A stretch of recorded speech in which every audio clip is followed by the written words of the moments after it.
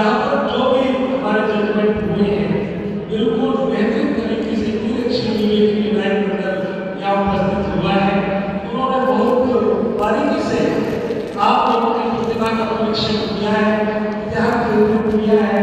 फिर भी कोई छोटी मोटी तरक्की की अलग चीज हो सकती है कि किसी को पोजीशन के अंदर फर्स्ट मिल गया, किसी को मिला, किसी को नहीं मिला।